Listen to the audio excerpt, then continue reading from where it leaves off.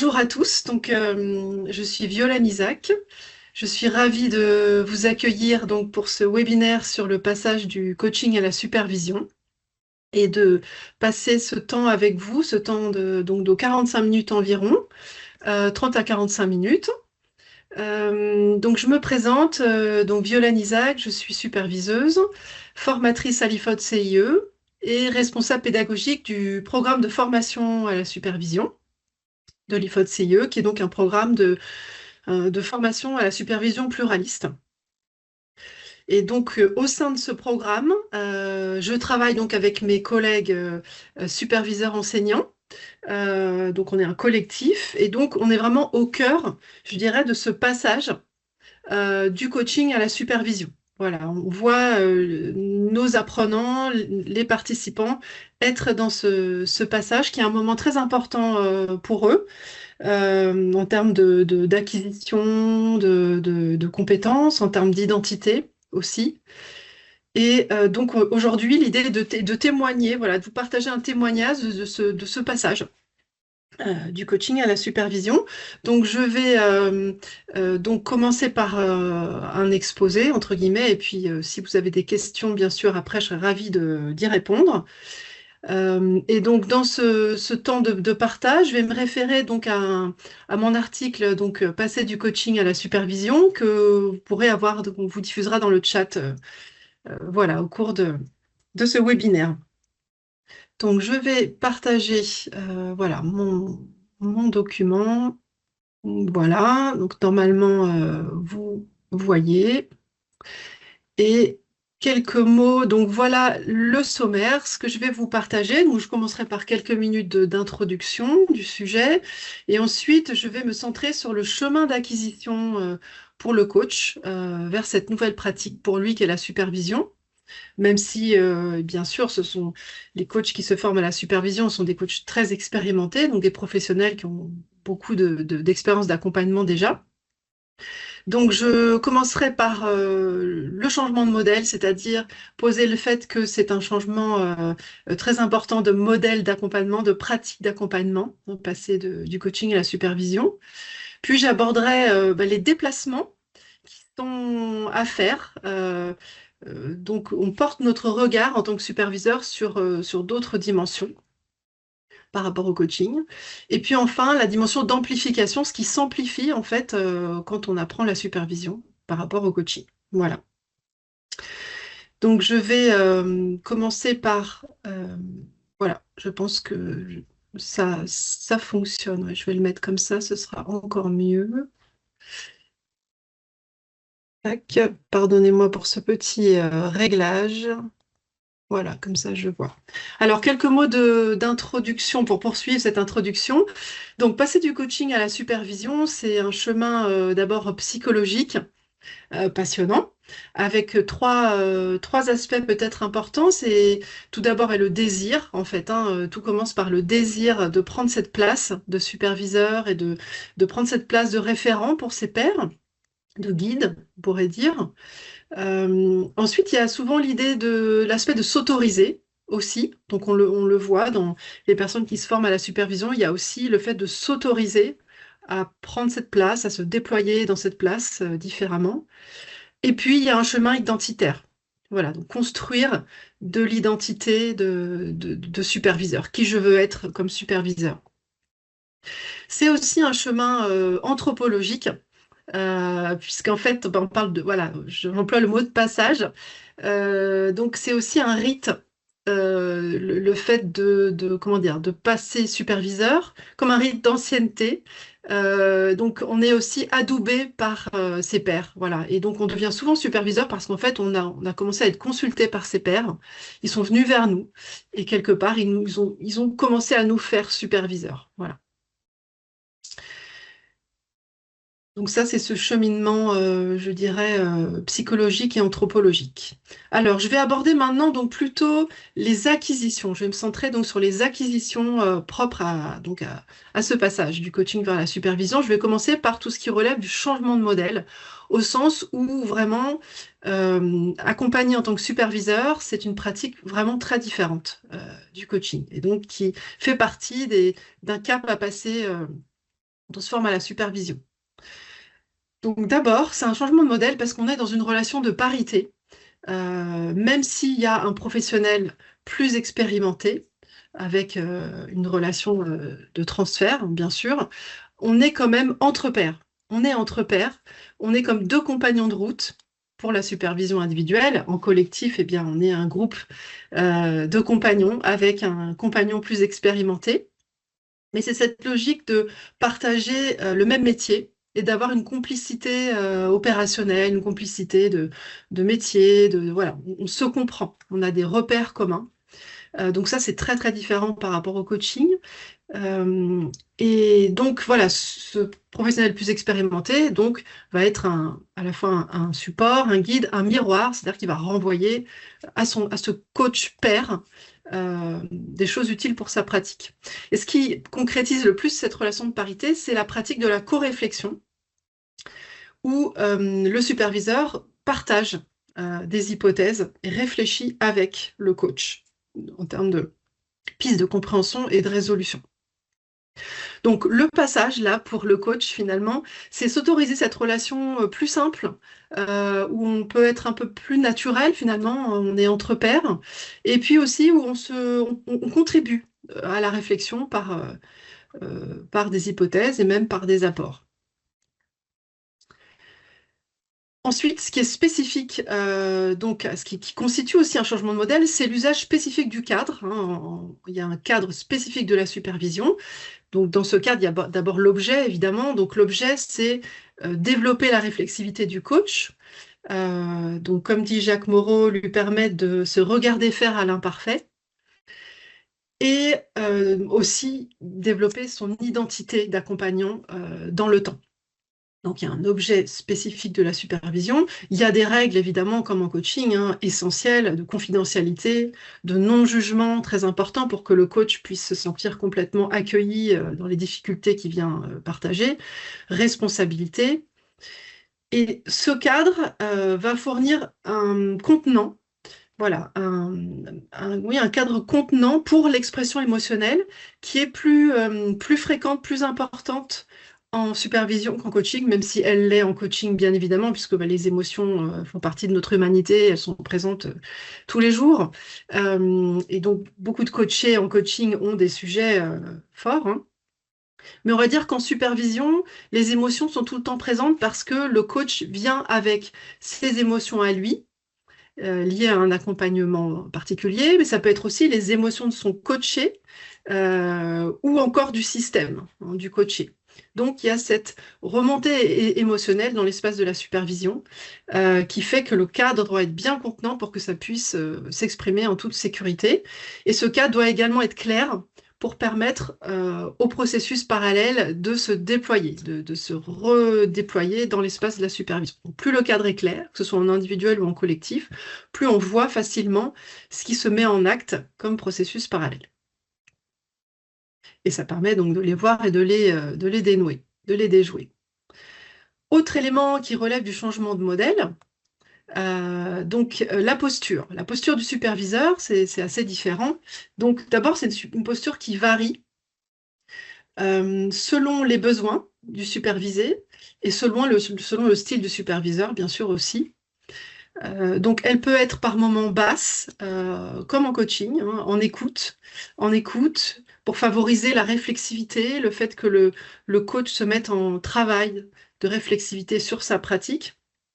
Par moments, elle est de partage, une posture de partage, de co-réflexion, comme on l'a vu.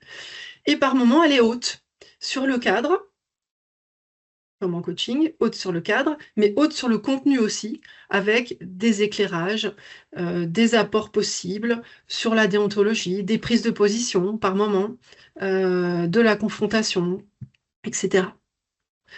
Donc le chemin, le passage là pour le coach, c'est pouvoir faire varier cette posture, hein, plus qu'en coaching, et s'autoriser cette posture haute sur le contenu aussi par moment, ce qui veut dire aussi s'autoriser à incarner une autorité de compétence, voilà, une autorité de compétence, et s'autoriser ce rôle, cette posture.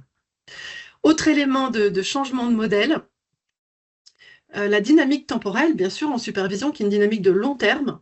Donc ça change radicalement la façon d'accompagner parce que on regarde dans le temps comment se développent à la fois des savoir-faire, mais aussi des éléments plus personnels, ce sur quoi le coach doit travailler, qui relève plus de par exemple, de sa personne, de ses schémas. On voit se développer sa conscience de lui-même en tant qu'accompagnant, de la relation. Et puis son identité aussi qui s'affirme, qui se développe. Donc il y a cette dynamique de long terme, hein, et en même temps, à chaque séance, il y a une dynamique court terme de réponse à des besoins, et donc de travail à partir d'une demande, une demande à chaque fois différente. Donc c'est un petit peu comme sur cette peinture chinoise où vous avez en fait, on passe des montagnes à chaque séance de supervision ou chaque séquence collective, et dans le temps, eh bien, il y a cette croissance de l'arbre. Donc, pour le superviseur apprenant, ce qui change, c'est vraiment sortir de la logique d'objectif qui est très présente en coaching et qui est très dynamisante et qui en même temps amène tout ce lot d'injonctions, de performances, de réussite qu'on connaît bien, qui est en fait lié à notre société.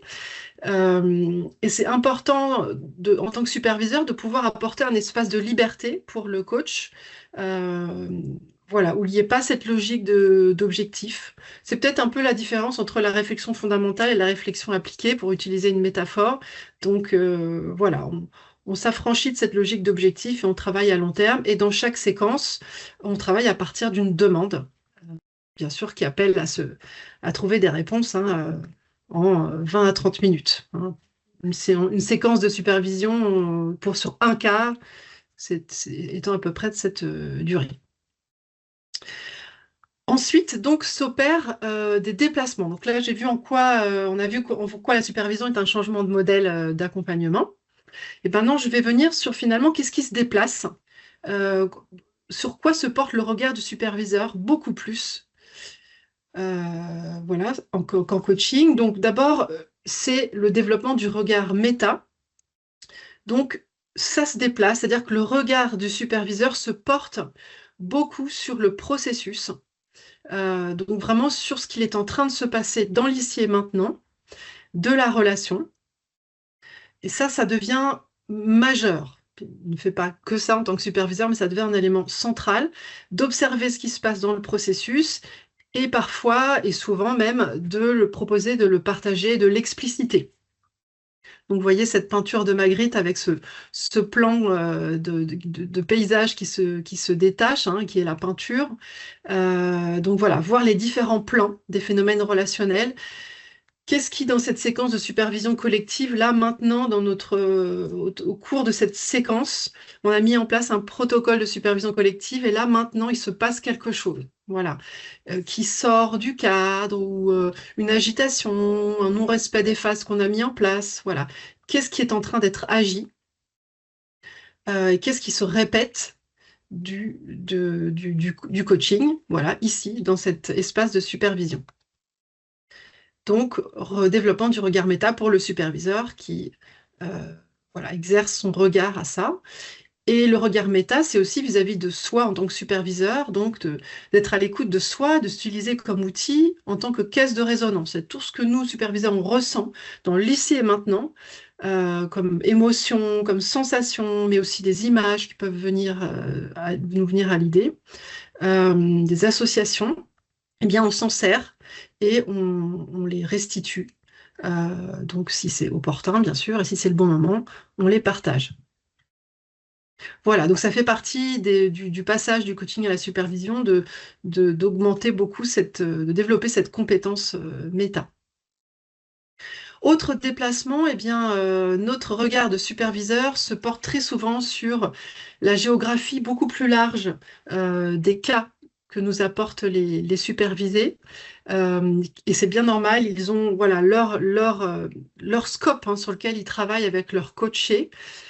Et donc, dans notre travail de superviseur, on fait souvent, comment dire, on fait des hypothèses sur ce qui se passe dans le système plus largement, parce que c'est une source de compréhension très fréquente de ce qui se joue dans le coaching en cours.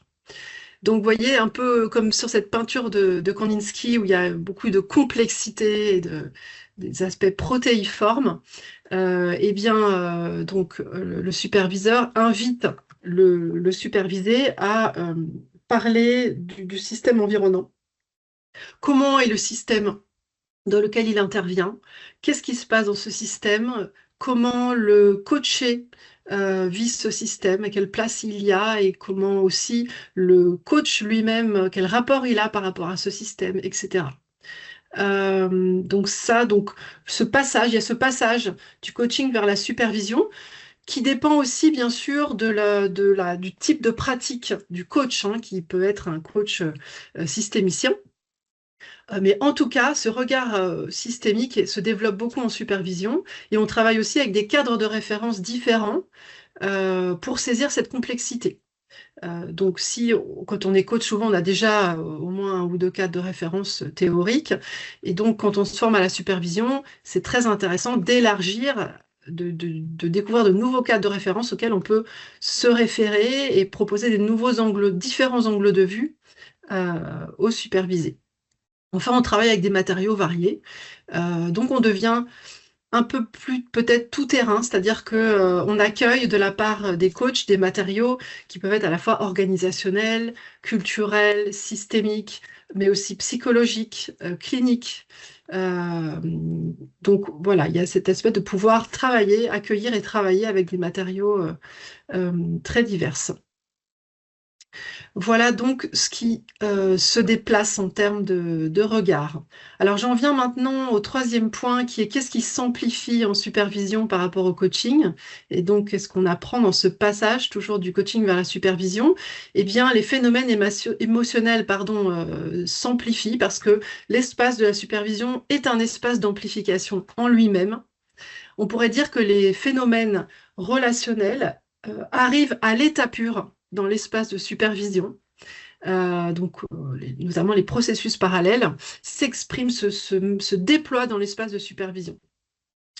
Il y a également voilà, les émotions propres du coach, bien sûr, qui sont là, ses difficultés, peut-être de la vulnérabilité qui a été réveillée, une blessure narcissique. Voilà, donc cet aspect émotionnel doit pouvoir être accueilli par le superviseur. Euh, donc c'est une grosse différence parce qu'en coaching, les émotions sont tout le temps présentes, mais simplement selon le type de pratique, elles sont plus ou moins exploitées, selon aussi le niveau de développement personnel du coach, selon son courant de pratique, etc.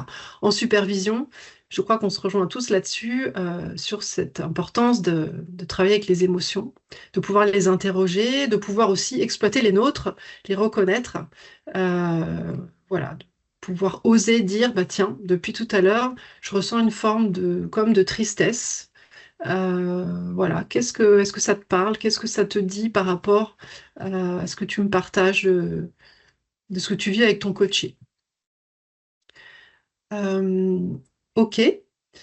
Ce qui s'amplifie également, donc, c'est laisser la place à la vulnérabilité.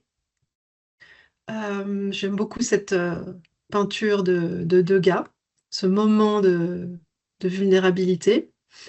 Alors, bien sûr, en coaching, on travaille avec des personnes, bien sûr, qui peuvent avoir de la vulnérabilité, être fragilisées en coaching, en bilan aussi, hein, voilà, en accompagnement professionnel.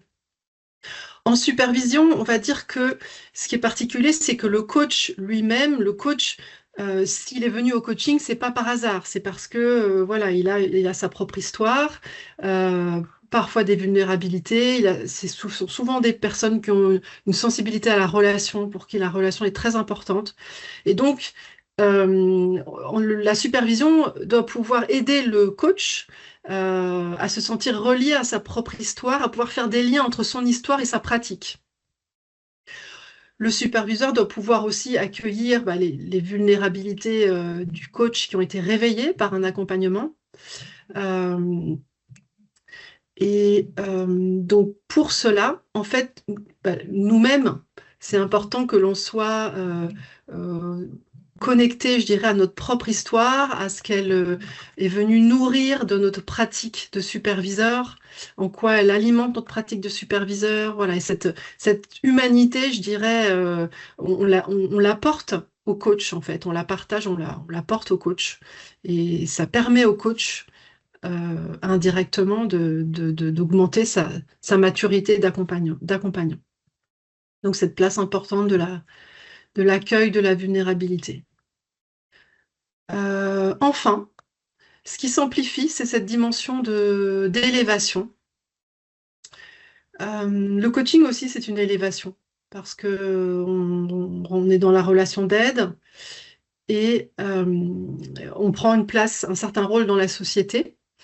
Je dirais qu'en supervision, c'est encore plus fort parce qu'on prend une responsabilité par rapport à une profession. Voilà, on soutient une profession, sa qualité, sa déontologie, les questions d'éthique. On contribue fortement à un métier. Aussi, on a un impact. Notre travail de superviseur a un impact, pas que pour le coach, mais aussi jusqu'au système dans lequel il intervient. Voilà, il y a une notion d'élévation, de prendre un rôle aussi dans la société, un rôle de régulation. Nous, superviseurs, nous sommes des régulateurs. Voilà, on permet à des choses des choses de s'exprimer, on remet des limites, on donne des permissions. Voilà, on a un rôle indirectement très, très important. On travaille aussi à partir de notre être. Plus que jamais, en tant que superviseur, je crois pouvoir dire ça, on est soi-même. On s'exprime, hein, un peu plus qu'en coaching. Donc on travaille avec son être. Voilà, on travaille avec notre être tout le temps en supervision. Voilà. Et donc, cette élévation, finalement, elle permet, c'est tout, et elle permet de travailler à la fois avec dans la hauteur et dans la profondeur, voilà, avec nos supervisés, un peu comme, voilà, cet oiseau de Magritte qui a la tête dans les nuages, qui est dans les nuages, plutôt traversé par les nuages. Voilà. Je vous remercie pour votre écoute. Je vais arrêter le partage de ce document et je suis à l'écoute de vos questions, si vous en avez, avec grand plaisir. Je regarde dans le chat. Oui, Leslie, merci beaucoup Leslie d'avoir partagé dans le chat un article auquel je me réfère en fait dans ce webinaire, donc qui est passé du coaching à la supervision. Voilà, qui est mis à votre disposition. Alors, pendant ce temps, je vous donne cette information aussi que ce que j'ai partagé dans ce webinaire se réfère euh, implicitement, mais sûrement, aux compétences du référentiel EMCC, qui est notre fil conducteur dans notre cursus de formation à la supervision, voilà, qui est très solide et très clair sur les compétences du superviseur. Ok, alors il y a une question donc de Karina. J'ai compris que la supervision est un espace où le coach peut laisser place à sa vulnérabilité. Oui, oui, absolument. Ne pas se sentir jugé, venir avec ses doutes, euh, avec le fait qu'on peut se dire, en tant que coach, bah, j'ai été nul, j'ai pas été bon, pourquoi j'ai fait ça, voilà, ça marche pas très bien avec mon coaché, voilà, pouvoir exprimer tout ça. Et aussi, quand on a effectivement de la vulnérabilité qui a été réveillée par un accompagnement qui a des tensions, qui se passe pas très bien, où on est malmené, par exemple. Et donc, c'est très important de pouvoir exprimer ça librement. On peut aussi être fragilisé par un accompagnement. Violaine, tu as aussi une question de Julien Oui, tout à dans fait. les QRR. Voilà.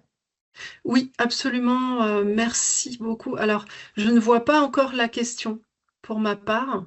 Alors, c'est comment passer de coach à superviseur? Y a-t-il des heures de pratique minimales? Alors, Eh bien, oui, alors dans le cadre de la formation IFOD-CIE, mais je crois pouvoir dire que chez nos confrères, c'est le même principe, il y a un certain nombre de supervisions à conduire, de supervision expérimentation à conduire avec des supervisés différents en individuel et en collectif. Donc, à l'IFOD-CE, il y a une supervision de groupe, une séquence de groupe à conduire et il y a trois supervisions individuelles à mener. Voilà. C'est vrai que cette pratique augmente beaucoup, évidemment, les apprentissages. Et est-ce que tu pourrais dire, Violaine, les prérequis pour s'inscrire justement à cette formation? Oui, alors il faut quand même un certain nombre d'années de pratique du coaching, une centaine d'heures de pratique au minimum. Voilà, avoir fait de l'individuel, du coaching individuel, pardon, et aussi du collectif. Voilà, d'avoir une expérience variée de coach, je dirais, ou d'accompagnant, pardon, professionnel, hein. On peut aussi être professionnel du bilan de compétences depuis des années ou de l'accompagnement professionnel. Voilà. Et être supervisé, pardon, j'oublie, c'est important de connaître soi-même, bien sûr, la supervision, d'être supervisé et d'avoir aussi fait du développement personnel. C'est le cas déjà pour tous les coachs, hein. Alors, il y a une autre question de Stéphane et je ne la vois pas encore. Mais, euh, ouais. Leslie, tu vois la question ou... Non, Ah il est voilà, en train d'écrire. Voilà, voilà. ouais, c'est bon. Euh, ok, très bien, merci. Merci Stéphane. Une bonne question. Quelles sont les qualités requises pour un superviseur? J'imagine que tous les coachs ne peuvent pas l'être. Alors, c'est une très bonne question. Moi, je pense que quand on a de l'expérience en coaching, déjà, ça nous donne un socle hein, quand même pour être superviseur, tout simplement. Euh, je pense qu'il y a quand même cette dimension d'humanisme un peu, hein, c'est-à-dire euh, voilà, de pouvoir aller assez loin dans le non-jugement, dans le fait de travailler avec des personnes très différentes de nous, qui ont des valeurs différentes de nous. Je dirais ça. Et puis, il y a aussi l'idée de se sentir, d'incarner une autorité bienveillante, hein, de compétence. Pour ma part, hein, moi, je peux dire que j'avais cet élément-là d'autorité de compétence, je l'ai complètement développé avec la supervision. Voilà, je ne l'avais pas, ça s'était peu développé auparavant. Donc, il y a aussi des qualités que l'on déploie quand on se forme à la supervision. Je crois qu'il y a une qualité importante du superviseur, mais qu'on trouve en coaching aussi, c'est l'empathie, hein. Pour moi, c'est une qualité très forte du superviseur. Ouais. De pouvoir vraiment comprendre profondément, véritablement, ce que vit le coach. Oui, une autre question. Oui, c'est pas grave si la question est un peu à côté, elle ne l'est pas puisque ça parle de supervision. Donc Stéphane demande comment choisir son superviseur et comment choisir entre supervision individuelle ou collective. Alors, le choix du superviseur, bon, c'est d'abord une question de personne, hein, c'est comme en coaching, hein, c'est d'abord avoir voilà, un fit avec une personne. Il y a aussi le choix de cadre de référence. Euh, donc, quels sont les cadres de référence du superviseur? Ça, c'est aussi, ça peut faire partie du choix pour son propre chemin de coach. Entre supervision individuelle et collective, donc ça apporte pas les mêmes choses. La supervision collective apporte cette richesse de cas, donc c'est très très apprenant. La supervision individuelle apporte cet espace personnel dans lequel on peut plus facilement approfondir et apporter aussi des éléments de son histoire. Voilà, il y a beaucoup plus d'approfondissement, d'intimité. Mais il y a des groupes de supervision collective où au fil des années, il y a une très belle intimité aussi, hein.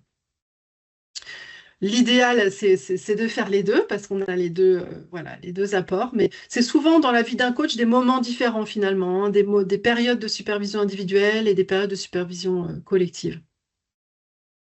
Merci, merci beaucoup pour vos questions. Alors, en tout cas, si vous avez d'autres questions ou si vous êtes intéressé par vous former à la supervision, si vous avez des questions sur notre cursus de formation à la supervision, je suis à votre disposition.